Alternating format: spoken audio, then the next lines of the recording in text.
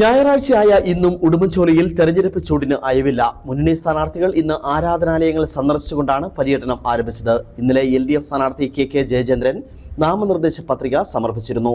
നാളെ UDF NDA മുന്നണി സ്ഥാനാർത്ഥികൾ പത്രിക സമർപ്പിക്കും.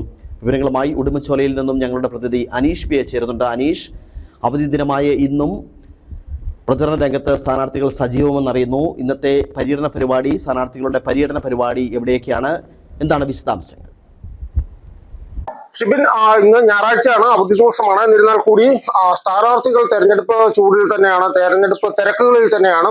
ഞായറാഴ്ച രാവിലെ 3 സ്ഥാനാർത്ഥികളും വിവിധ ആരാധനാലയങ്ങളിൽ സന്ദർശിച്ച് അവിടെ എത്തുന്ന വിശ്വാസികളുമായിട്ടൊക്കെ സംബന്ധിച്ച് വോട്ട് തേടുന്ന തിരക്കിലൊക്കെ തന്നെയായിരുന്നു.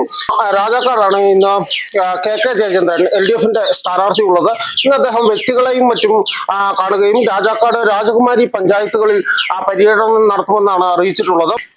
UDFന്റെ സ്ഥാനാർത്ഥി സേനാപതി വേണു ഇന്ന് നെടുങ്കണ്ടം പഞ്ചായത്തിലാണ് പര്യടനം നടത്തുന്നത്. അദ്ദേഹവും ഞാനിപ്പോൾ സൂചിപ്പിച്ചതുപോലെ തന്നെ വ്യക്തികളെയും മറ്റും കാണുവാനാണ് ഇന്ന് തിരക്കിട്ട് നീക്കം നടക്കുന്നത്. ഇതിനോടൊപ്പം തന്നെ നാളെ നോമിനേഷൻ സമർപ്പിക്കേണ്ടതായിട്ടുണ്ട്.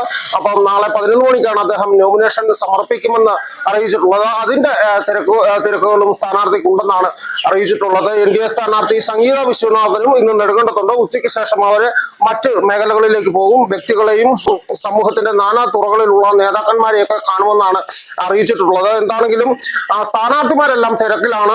നാളെയാണ് നോമിനേഷൻ സമർപ്പിക്കുവാനുള്ള അവസാന ദിവസം.